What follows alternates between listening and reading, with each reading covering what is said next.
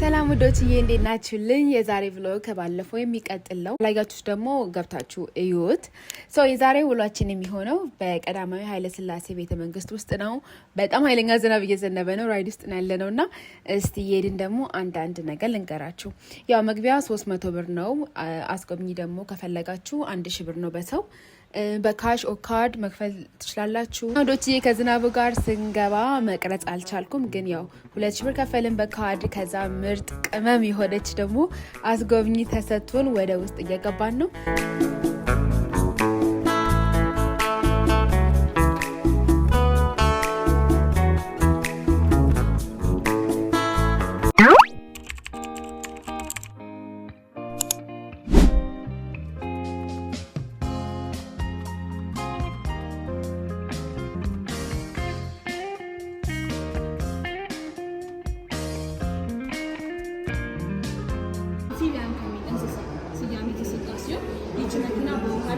በመሬት ላይ እንደውሃ የምታገለግል በውሃ ላይ 7 ኪሎ ሜትር በመሬት ላይ 7 ኪሎ ሜትር የምትዘላ ፊልድ ናት። አምቡላንስ የመጀመሪያ አምቡላንስ ንጉሠ ነገሥት ቀዳማዊ ኃይለ ሥላሴ እና ለቤተሰቦቿ አገልግሎት ስትሰጥ የነበረች አምቡላንስ በጊዜ አገልግሎት ሰጥቷል።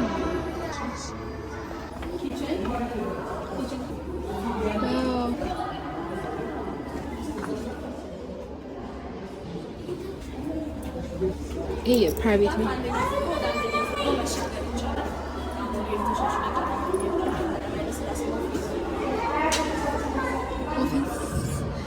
ቢሮአቸው ነው። ይሄ ነው ባቡሩ። ዳምለር 1938 የእንግሊዝ ቤት። ይቺ መኪና የንጉሠ ነገሥት ቀዳማዊ ኃይለ ሥላሴ ምርጫቸው የነበረች መኪና ናት። እንዲሁም ፌቨራይት ከለራቸው ግሪን ነው። ብዛት ለዘኛ የሚቀረቡት መኪናዎች ግሪን ናቸው። ይቺ መኪና በጊዜው ጥቁር ነበረች። ፌቨራይት ከለራቸው ስለሆነች ግሪን ቀብቷል። በጊዜው አገልግሎት የሰጠችው በዋነኝነት የኢትዮ ኤርትራ የኮንፌዴሬሽን ግንኙነት ሲያደርጉ በ1945 ከዚህ የኤርትራ ባለስልጣኖችን የተቀበለች እንዲሁም ኤርትራ ሄደ የጎበኘች መኪና ናት። በ1959 ደግሞ ፊደል ካስትሮ የተቀበለችው መኪና ናት። ያው ኃይለ ሥላሴ ፌቨራይት ከለራቸው ያምላል ነው ማለት ነው። የእናንተስ? ላንድ ሮቨር 1949 የእንግሊዝ ሱሪት። ይቺ መኪና ንጉሠ ነገሥት ቀዳማዊ ኃይለ ሥላሴ በጊዜው ሲገለገሉበት የነበረው የተለያዩ ወታደራዊ ሰልፎች ጊዜ ይገለገሉ ነበረ። በዛን ጊዜም ከጃን ሜዳ እስከ ሽሮ ሜዳ የነበረው ወታደራዊ ሰልፍ ነው። እንዲሁም ከዛም በኋላ ለነበሩ ወታደራዊ ሰልፎች በደንብ ንጉሠ ነገሥት ቀዳማዊ ኃይለ ሥላሴ ተገልግሎበታል። ከንጉሠ ነገሥት ቀዳማዊ ኃይለ ሥላሴ ባሻገር የሶሻሊዝሙ መሪ ፕሬዚዳንት መንግስቱ ኃይለማርያም ተገልግለውበታል። ቅድም እንዳልኳችሁ ከክብር ሰረገላ ጋር ተከትለው የሚወጡ መኪናዎች አሉ። ይችኛውም ከክብር ሰረገላ ጋር ተከትላ የምትወጣ ከዛ ባሻገር ደግሞ እንግዶችን ለመቀበልም ይገለገሉበታል።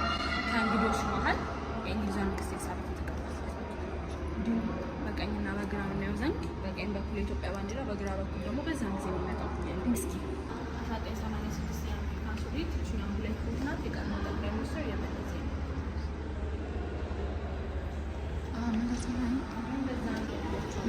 እዚህ ጋር ሁለተኛ ደረጃ እናያለን። ችኛም በጊዜው ፈረሶችን ለመግባት ለመለማመድ ሲገለገሉበት የነበረ በንጉሠ ነገሥት ቀዳማዊ ኃይለ ሥላሴ ጊዜም ባልደራስ የሚባል ተቋም የተቋቋመ ፈረስን ያሰለጥኑ በእሳቸው ጊዜ ተቋቋመ አለ። ስቲልም አሉ።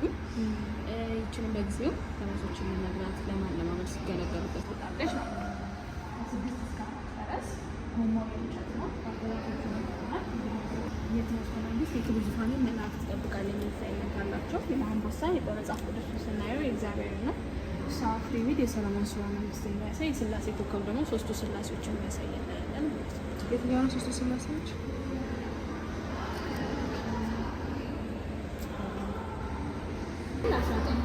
የአሜሪካን ሱሪት። ይቺ መኪና በጊዜው ሲገለገሉበት የነበረው ንጉሠ ነገሥት ቀዳማዊ ኃይለ ሥላሴ ለስብሰባ የሚመጡ እንግዶቻቸውን ያው በ1955 እዚህ አፍሪካ ህብረት እንደመሰብሰባቸው መጠን የአፍሪካ ህብረት መሰብሰቢያ ከተማ እንደመሆናችንም ለስብሰባ የሚመጡ እንግዶቻቸውን የሚቀበሉበት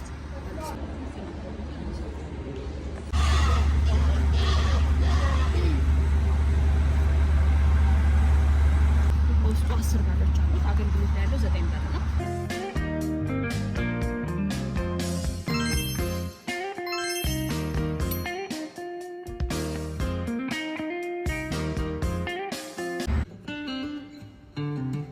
ዛፎች ከተለያዩ ዓለም ሀገራት የመጡ መሪዎች አሻራቸውን አሳርፈውበት የሄዱበት ቦታ ነው። በ1997ም ከ500 በላይ የሚሆኑ ሀገር በቀል ዛፎች ከተለያዩ ዓለም ሀገራት የመጡ መሪዎች አሻራቸውን አሳርፈውበት የሄዱበት ቦታ ነው። የተለያዩ ሀገር በቀል ዛፎች አሉ። ቱራችንን ከጨረስን በኋላ ዞር ዞር ብላችሁ ማየት ትችላላችሁ።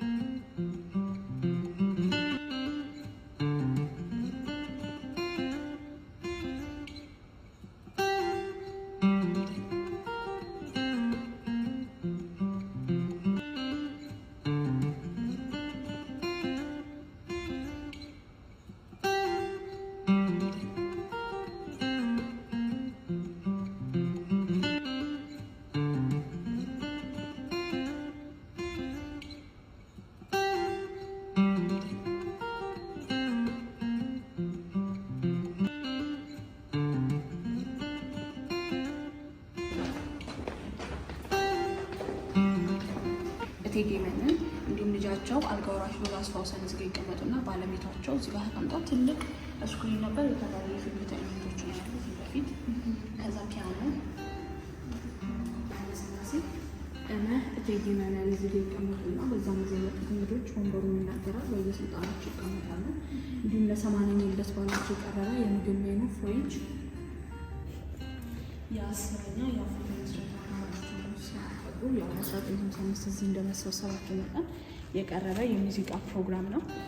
እና በንጉሠ ነገሥት ቀዳማዊ ኃይለ ሥላሴ ጊዜ የሲመት ደብዳቤ መቀበያ ሆኖ ሲገለገሉበት የነበረ እግሩ ላይ ምን ምልክት አለ? ከላይ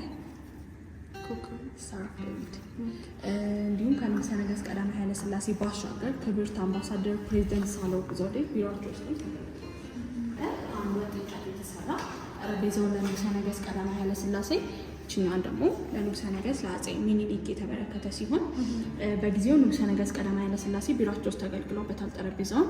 ይሄኛው ግን አቀማመጥ ምቹ ስላልሆነ እንደ ጌጥ ነበር ሲገለገሉበት የነበረው። ጠረጴዛውን ከንጉሠ ነገሥት ቀዳማዊ ኃይለ ሥላሴ ባሻገር ክብርት አምባሳደር ፕሬዚደንት ሳህለወርቅ ዘውዴ ቢሯቸው ውስጥ ተገልግለውበታል።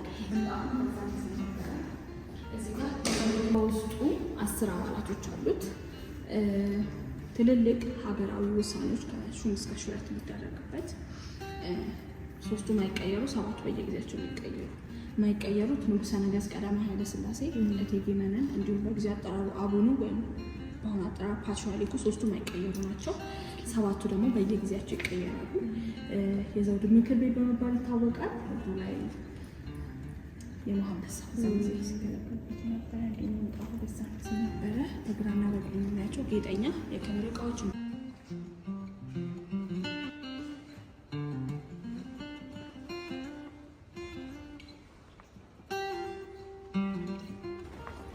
የንጉሠ ነገሥት ቀዳማዊ ኃይለ ሥላሴ ውሻቸው ሉሉን ታውቃታላችሁ? የሉሉ መሪያ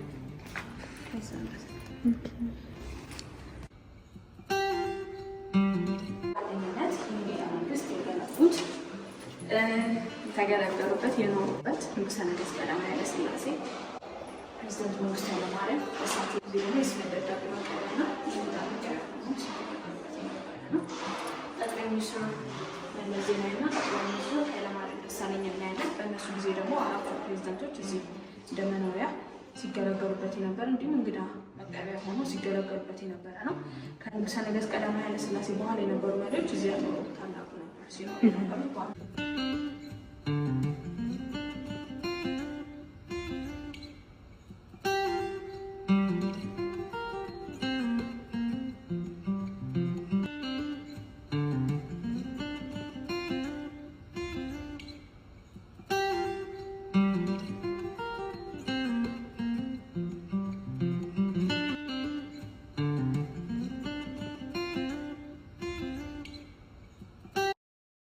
የቡና ሲኒዎች ላይ ለምሳሌ ይሄኛው ወደ ትግራይ ኤርትራ ውስጥ የሚገኘው ኢትዮጵያ በቡና ትታወቃለች። በዛ ጊዜ እንግዶቻቸውን የሚያስተናግዱበት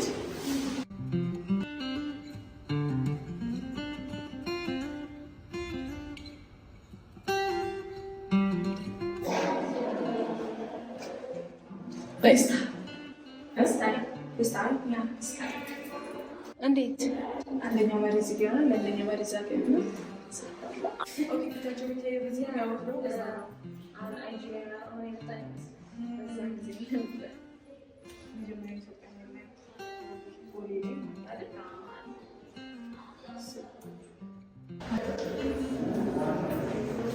ቀዳማዊ ኃይለ ሥላሴ ለመጀመሪያ ጊዜ በዛ ጊዜ ከተለያዩ ተግባራት ከተበረከቱላቸው የብርሳን ከሞሮኮ ኢራን ማህበረሰብ ያላት ሀገር እንደመሆኗ መጠን ሊቀመጥ ይችላል። ይህኛው 80 ወአሐዱ ተብሎ የሚታወቀው መጽሐፍ ቅዱስ ያው አንድ ገጽ ሲጻፍ አንድ ብራና ሲጻፍ አንድ የፍየል ቆዳ ይፈጃል። በፍየል ቆዳ የሚሰራው ማለት ነው። እንዲሁም በዛን ጊዜ ንጉሠ ነገሥት ቀዳማዊ ኃይለ ሥላሴ ሲገለገሉበት የነበረ ማህተብ የያዘ ነው። 80 ወአሐዱ ተብሎ ይታወቃል በመባል ይታወቃል። ብሉይ ኪዳንና አዲስ ኪዳን የያዘ እንዲሁም ስዕለ አድኅኖ ነው ፐርል ነው። እንዲሁም በዕንቁ የተለበጠ መጽሐፍ ቅዱስ ከከበረ ዕንቁ የተሰራ የመሐመድ እንዲሁም የጊዮርጊስ ምስል በልዩ አጠራሯ ምስል እንዲሁም እዚህ ጋር ቁርአን መስጊዶች እንስራ እናያለን። ለምሳሌ ይሄኛው ታጅ መሀል ንጉስ ይታወቃል።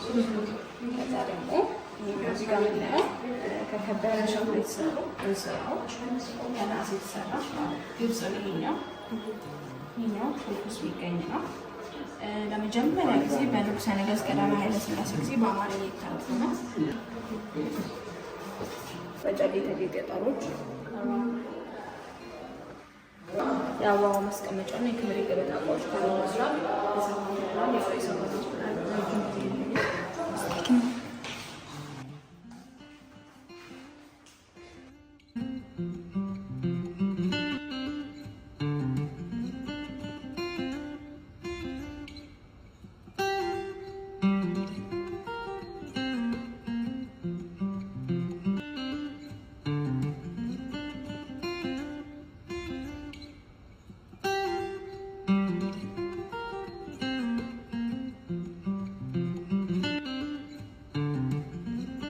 አስራት ጠቅላይ ግዛት የሚያሳይ ካርታ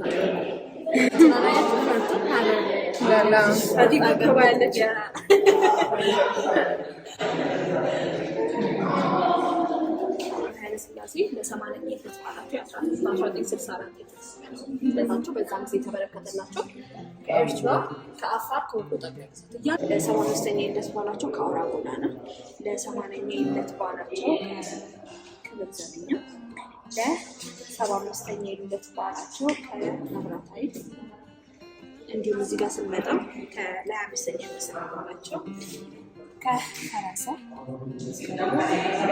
ለ80ኛ የልደት በዓላቸው ከሀረርጌ ጠቅላይ ግዛት ንጉሠ ነገሥት ቀዳማዊ ኃይለ ሥላሴ ኤጀርሳ ጎሮ የምትባል ሰፈር ሲተወለዱት ከዚህ ሰፈር መጥተው ምን ያክል ኢትዮጵያ ካርታ የታያቸው ፈርጧል ምን ያክል ይችላል ሻይን አድርጎ እንደመጡ እንደ አንድ ሀረርጌ ጻቢት ወይም በ5ኛ ዓመታቸው ከዛ 80 ዓመታቸው ላይ ለ80ኛ የልደት በዓላቸው ከተወለዱበት ከሀረርጌ ጠቅላይ ግዛት ንጉሠ ነገሥት ቀዳማዊ ኃይለ ሥላሴ 23 የክብር ዙፋን ላይ ሲወጡ መናገሻው ጊዮርጊስ ረጅም ስነስርዓት ነበረው። ከኢትዮጵያ ከውጭ ሀገራት ከተለያዩ ዓለም ሀገራት የመጡ እንግዶች ነበሩ። በዛን ጊዜ እንግዶቹ ቪቪአይፒ ተብለው የገቡ እንግዶች ነበሩ። በዛን ጊዜ ንጉሠ ነገሥት ቀዳማዊ ኃይለ ሥላሴ የተገለገሉበት የክብር አልባሳት የክብር ዙፋን እናያለን። እነዚህ የክብር አልባሳቶች የክብር ዙፋኖች በዚህ ደረጃ ሊቀመጡበት የቻሉበት ምክንያት ማስታወቂያውን ቡሌት ፕሩፍ ነው። ድጋሚ እናገኛቸው ማንችላቸው ቅርሶች በመሆኑ የተነሳ በዚህ ደረጃ ሊቀመጡ ይችላል። በዛን ጊዜ ንጉሠ ነገሥት ቀዳማዊ ኃይለ ሥላሴ የተገለገሉበት የክብር ካባ ከከበሩ ማዕድናት የተሰራ የክብር ኒሻን ከከበሩ ማዕድናት የተሰራ ቃስ ብሎ የሚጀምረው ትራስ በከበሩ ማዕድናት የተሰራው ቃስ ብሎ የሚጀምረው ጥላ እንዲሁም በወርቅ የተለበጠው መጽሐፍ ቅዱስ በዛን ጊዜ ተሳልፈውበት እጃቸውን አድርገው ቃል የገቡበት መጽሐፍ ቅዱስ ፊልድ ማርሻሉ ከእንግሊዝ መቅረዙ የጎንደር አጠራሩ ከጎንደር እንዲሁም አንድ ንጉሥ ሲነግስ 3 ነገር ያስፈልገዋል። ዘውዱ በእርሻ መንግስቱ ያለን ከከበሩ ማዕድናት የተሰሩ በተመሳሳይ ሁኔታ እመብሎ ጀምረው ካባ ከከበሩ ማዕድናት የተሰራ ክብር ኒሻኑ እመብሎ የሚጀምረው ትራስ እንዲሁም ከከበሩ ማዕድናት የተሰራ ጥላው እመብሎ የሚጀምረው በእርሻ መንግስቱ ፊልድ ማርሻሉ መቅረዙ ከጎንደር እዚህ ጋር በእርሻ መንግስቶች እንዲሁም ዘውዳቸው እናያለን። እንዲሁም በዛን ጊዜ የነበረ ምንጣፍ የክብር ዙፋኑ ደግሞ ለ25ኛ የንግስና በዓላቸው የተገለገሉበት በዚህ ደረጃ ቤዝመንት ሲገለገሉበት የነበረ አሁን ደግሞ ማማስ ኪችን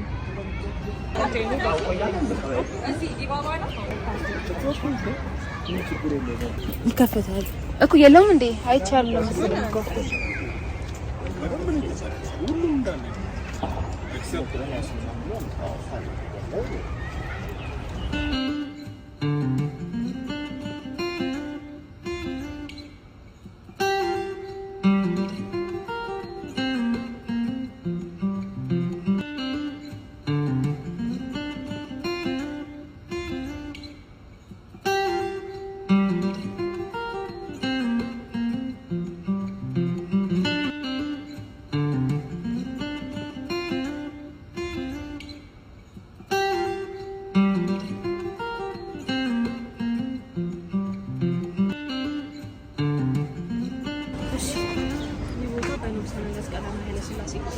ትልልቅ ስኮር ያመጡ ተማሪዎች ከንጉሠ ነገሥት ቀዳማዊ ኃይለ ሥላሴ ከእጃቸው የወርቅ ሰዓት ሜዳሊያ የሚቀበሉበት ስኮላር ያገኙ ተማሪዎች የሚገኙበት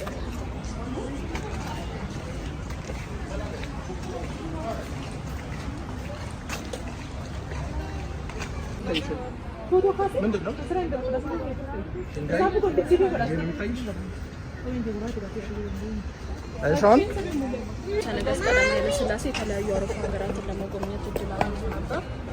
ያኔም አንዷ ጃፓን ነበረች። ጃፓን በግሪን ኤሪያ ትታወቃለች።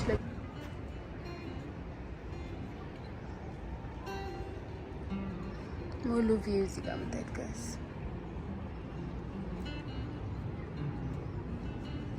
በሆነ በር ገብተናል፣ ግን የምንወጣበትን በር አናውቀው ነገር ነበረ። መውጫ 9 በር 1 አያችሁት። ሁላችሁም መምጣት አለባችሁ። በጣም ርካሽ ነው። መግቢያ 300 ብር ነው፣ ግን በአስጎብኝ መግባት ከፈለጋችሁ 1000 ብር ነው። በአስጎብኝ ይሻላል። ብዙ ቤቶች ነው ያሉት፣ ብዙ ነገሮች